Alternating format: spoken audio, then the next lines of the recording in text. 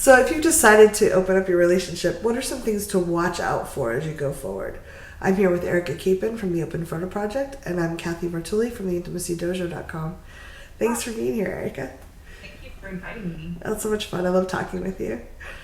And with your Open Photo Project, you have so much experience on people going through, like you've talked and interviewed people about like the struggles they've had and the problems people can have. And I think just being aware of them can make people feel more empowered and more aware, and it's less frightening. The unknown is so terrifying for many of us, and just like, oh, okay, so I have an idea of what things to watch out for might mean the difference between trying something and not.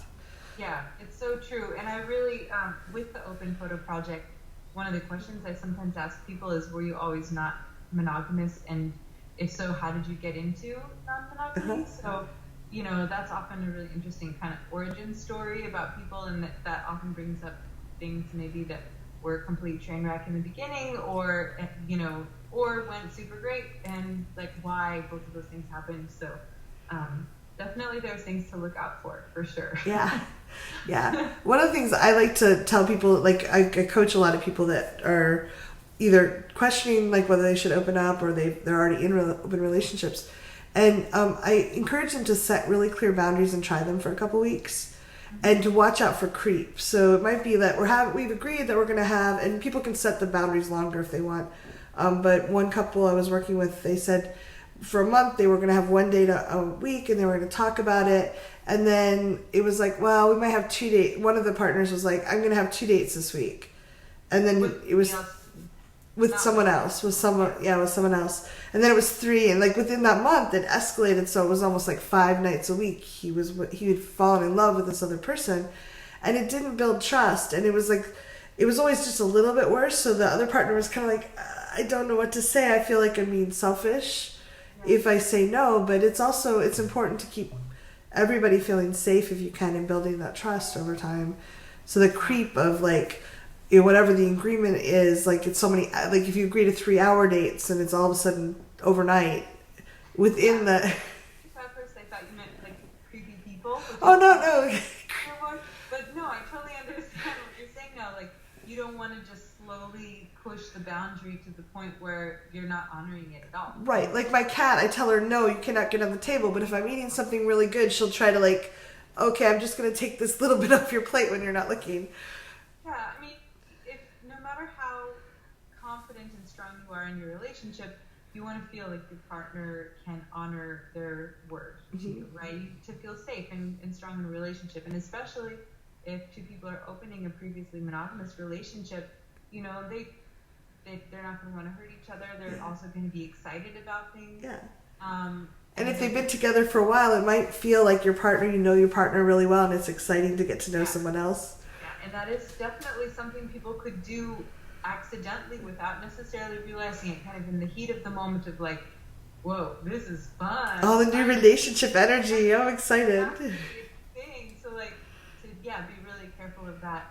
And I think it's really important to talk about these things, and then to not necessarily even ask to change them until a pre-agreed upon time.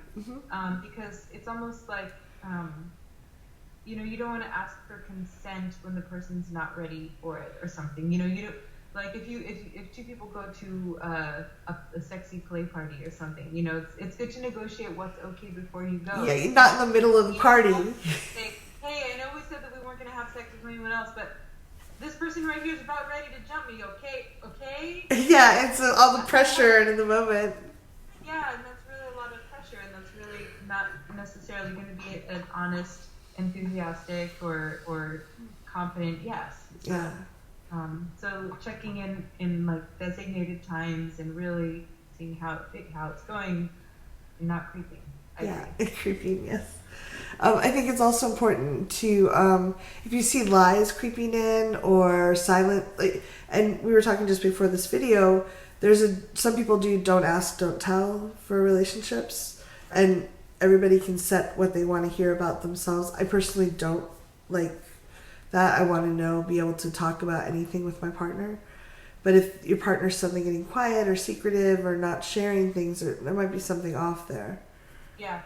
For me, it really doesn't work to have a relationship with someone in a don't ask, don't tell way. Whether like I don't want to be in that type of relationship, and it doesn't work for me to be with someone who has that type of relationship with someone else, because it just doesn't feel comfortable to me in that, basically it seems like the other person is asking to not have all the information. And yeah, their choice, but not for me.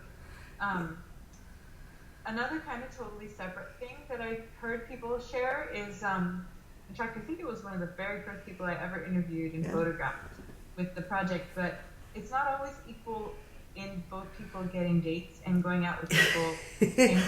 Yeah, you can make an agreement that we're each going to date on Tuesday night, but that doesn't mean one of you or both of you are going to get dates. And Tuesday, let alone like whatever night of the week. Scheduling is hard, and most polyamorous people will tell you Google Calendar is really helpful for that. But just like if you first open your relationship, one person might meet someone right away that they click with, and the other person might have a really hard time finding people to go out with, or a person that they actually really like. And it could be really frustrating and really not feel fair. One of the first people that I interviewed and photographed, I remember they were saying their wife had got a boyfriend almost right away, and just nothing was happening for him.